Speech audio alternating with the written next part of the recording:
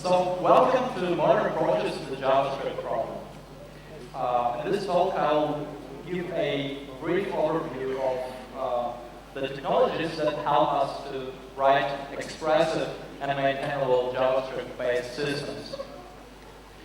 So there are four major classes of target audience for this talk. First is business people who are making decisions about how do they save money while still having some JavaScript code base. Then it's professionals who are actually choosing the stacks in their companies and who want to improve their experience with JavaScript. And functional programmers. Are there any functional programmers who are? Hi. I know you personally, so okay. The functional programmer who is getting to the land of frontend and feels lost, and all the curious people. Okay, so because we're like very short on time, about me. Hello, my name is Bob, and I develop in JavaScript. Hi, Bob. My name isn't really Bob, and I don't only develop in JavaScript, but that should be enough. That's a good enough assumption for the sake of this talk. No time to explain. Let's hash things.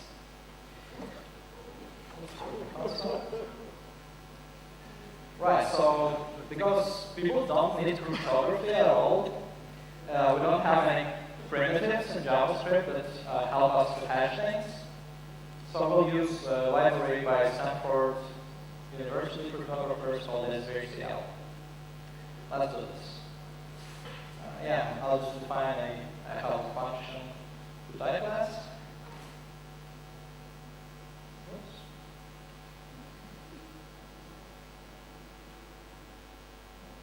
The way the library works, when we hash something, it actually will return the result in binary form, so we have to decode it in literal form. So we do it like this. Codec hence from bits, and that's very easy to hash something in JavaScript, right? HCL hash 256 hash APIs. All right, so let's try to hash a password, some very secure one. All right, so we have SHA hash of string password, right? Let's check if it can hash something else. SHA of 1 to 3 is different than SHA of password. With JavaScript, you're not sure if you're operating with strings or numbers. So obviously, when we hash a number, maybe we should expect the same result, but no. But it's not something terrible that these things aren't targeting to the same thing. So let's keep playing with this library and let's see what happens then. So as we know, hash of password is not the same as hash of 1 to 3. Now let's try to hash objects. All right, so the objects are obviously the same, and the hash is the same. So this is first block moment here, but let me show you some more cool stuff.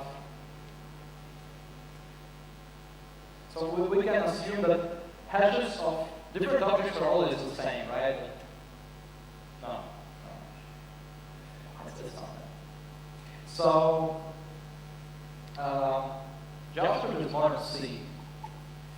We have to use it to write a serial amount of software. There is a layer between the code we write and the code that really gets executed. In the case of C, it's obviously compiler optimizations. case of JavaScript, it's V8 runtime, for instance. And we don't have modules in either of these languages. So, yeah, and what I have mentioned already, but these languages have a very vague type system, right? And they have implicit casts, as opposed to Python, for instance, that has a type system, but no implicit casts. And yeah, both C and JavaScript have a lot of other error-prone language misfeatures. So let's reflect on what have we seen while we were playing with SJCL. We have seen one very important thing, very, very terrible thing, is that it yields an incorrect result on invalid input. So incorrect output on invalid input. And this is exactly undefined behavior that no one loved from C. It doesn't fail fast. And you know, you would like your library to fail fast when you're doing cryptography. And yeah, by the way, I'm not bashing on SJCL, I use it myself. It's not a library made by smart people. And I believe that the reasons it works or doesn't work like this is the language, problems in the language. And another small thing that we have seen is that it exposes implementation details by reading this length field. Whoever can set length field that we have seen. So yeah, you know, let's stop bashing JavaScript. It's really easy, and in the end, it's not the purpose of this talk. I'm here to tell you about the modern approaches to actually fix the problems that we already know about. So let's talk about Coffeescript. I have written a lot of plugins for GitHub's pivot in Coffeescript. And I'm under the impression that the only reason why Coffeescript got any attention is that it's not JavaScript, so it should be good, right? Well, in fact, it's not. And I mean, there's a lot of blog posts online about why Coffeescript is bad, but I just want to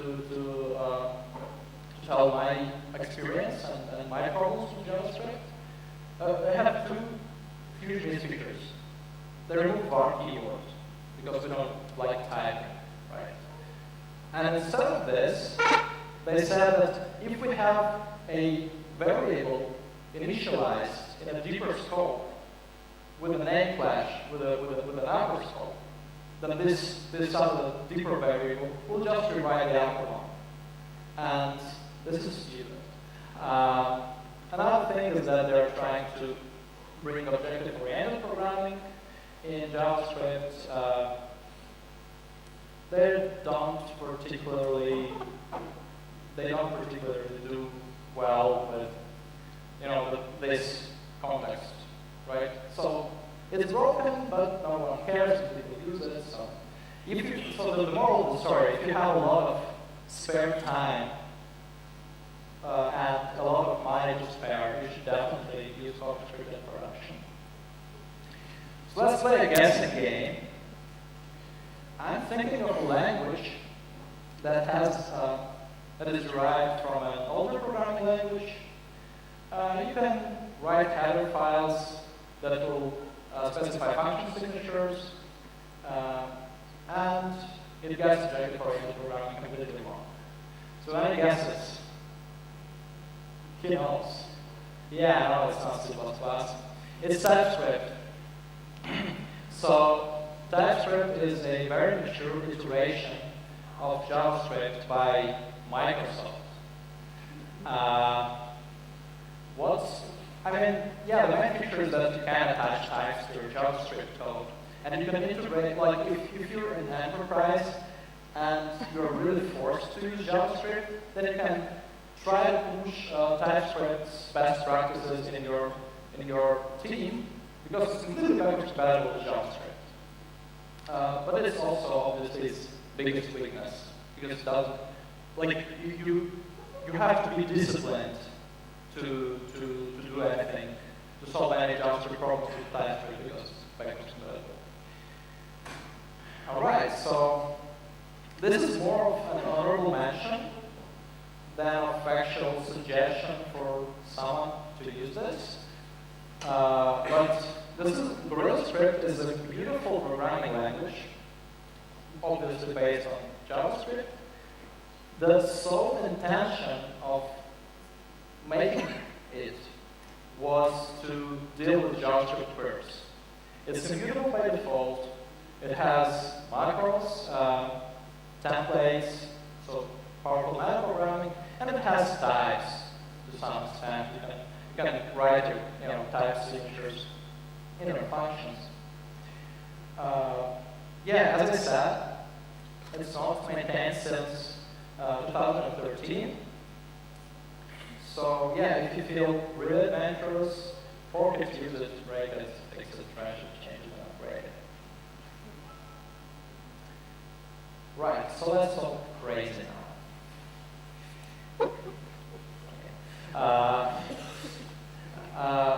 A good idea how to solve JavaScript is to use an actual good programming language and then compile it to JavaScript.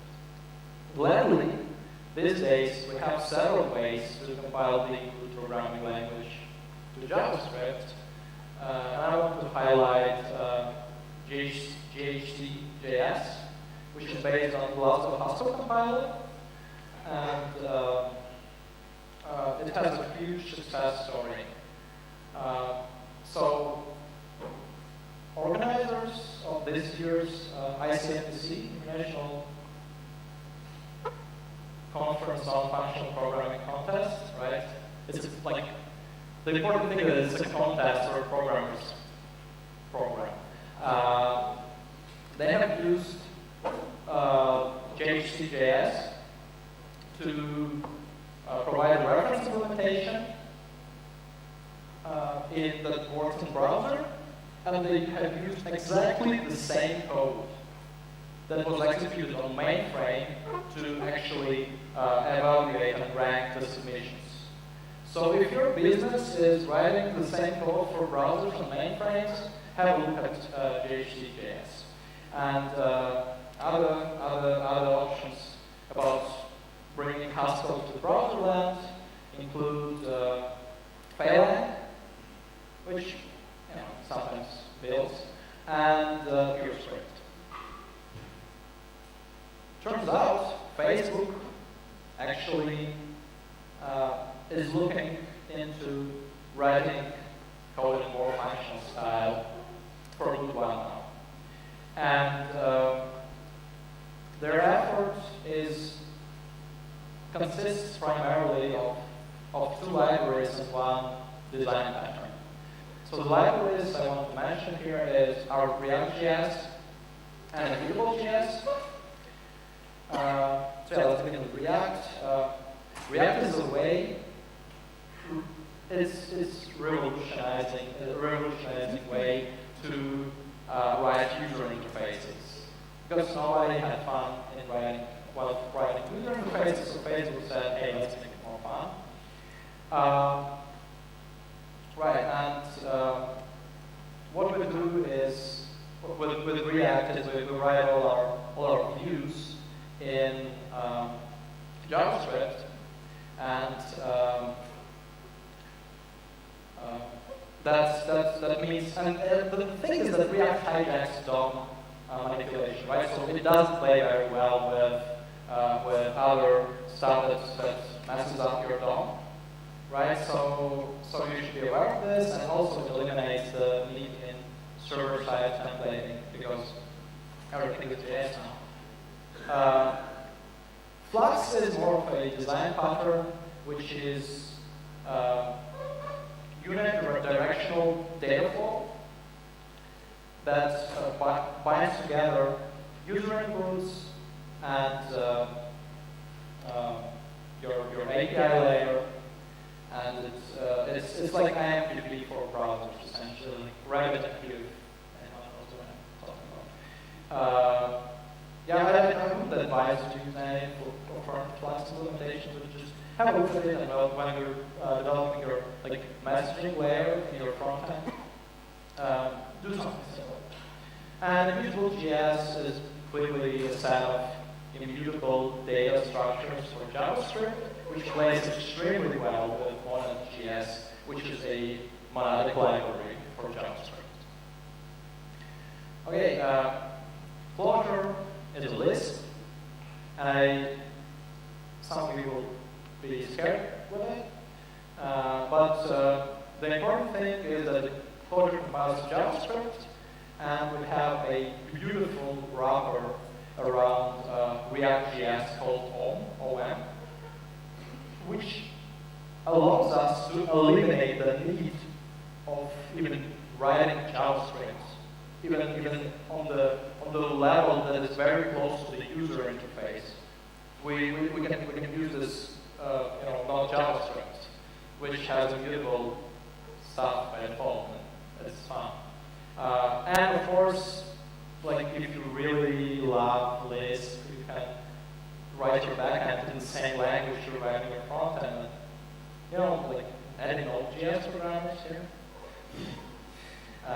All right, so I'll conclude the talk with, actually take a deep breath.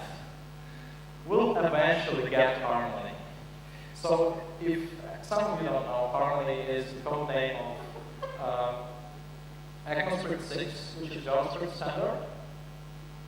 And believe it or not, but ECMAScript developers actually live in the same world as us. And some of them even do web. And they will address, with this new release, a lot of problems that we have had as JavaScript developers for a long, long time. I just want to highlight some of the features that I really like. First of all, it's of course object observable, because we use and love object observable, and we'll finally get it in the language without backbone and stuff. Then there's this class of concurrency-related things. They're adding fibers to the language, and they're adding promises to the language, or futures. So, yeah. If you're into concurrency, you will be able to write a concurrency framework in JavaScript. Let's write a lot into JavaScript. And we'll get const keyword, which will allow us to do immutable data manipulation with stronger guarantees. And of course, modules. So eventually JavaScript will fix itself, but while we wait, we have to stick to different stacks of technologies. Thank you. Questions?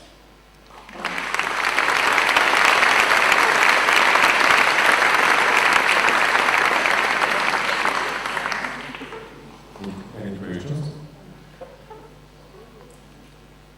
Anybody?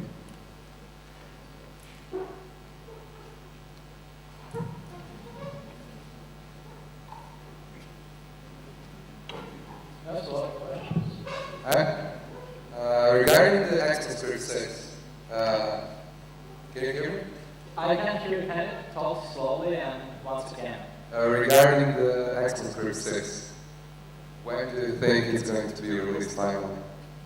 When do I think browsers will support ECMAScript 6? Yeah. I don't do browsers. I have no idea. Soon. Yeah, because we have been listening to promises for I mean, look, we have developed that branch of Chromium, and we already have a lot of stuff there. So to answer, to be serious, we already have a subset of what's planned for ECMAScript 6 implemented in dev branches of Chromium for sure. So just go code and build it and play with it. But I think we just have to read what they're implementing and just get ready to refactor our code, I guess.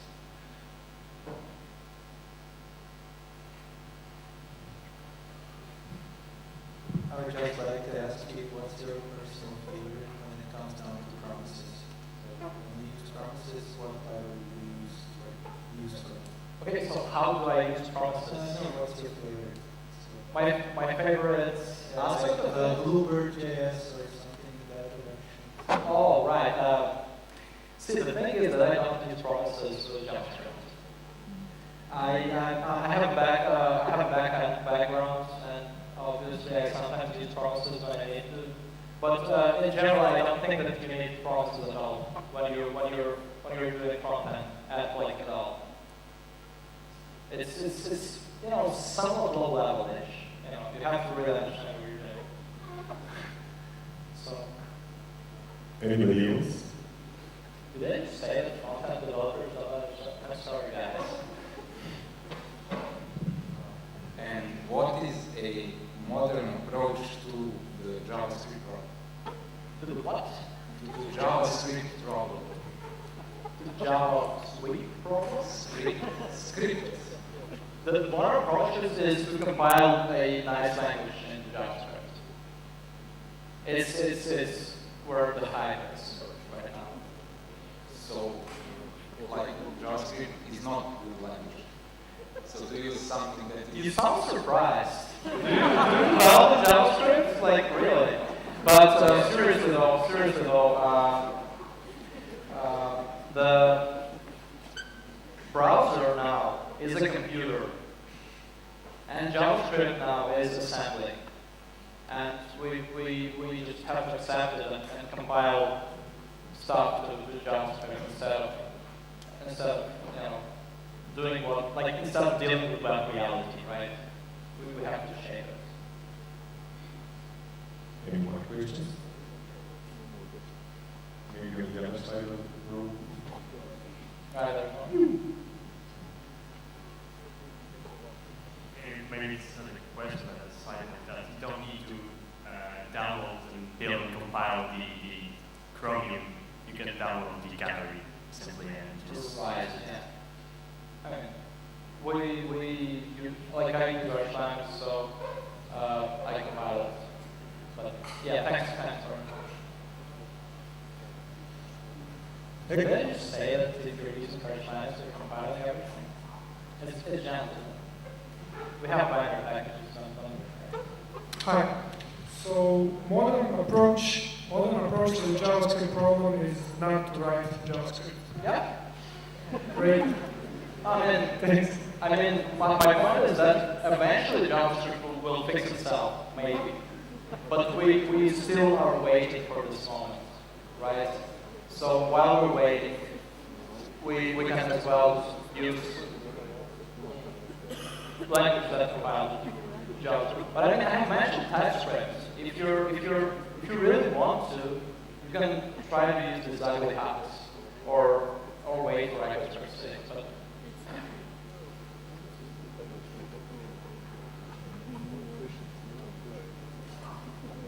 just one question. I have a chance to work with Vim.js and React.js, which are Microsoft JavaScript frameworks. Although Microsoft created TypeScript, it actually doesn't use it. But since like they fell in love with pure JavaScript, they use this low-level frameworks. Why is that? Why do you think? so the question What do you think? Why is that? Why did they create TypeScript, but actually doesn't use it? Yeah. But that's a good question. My take on that is that you know, there are some companies that have money, and they sort of experiment with it. Maybe they have some customers.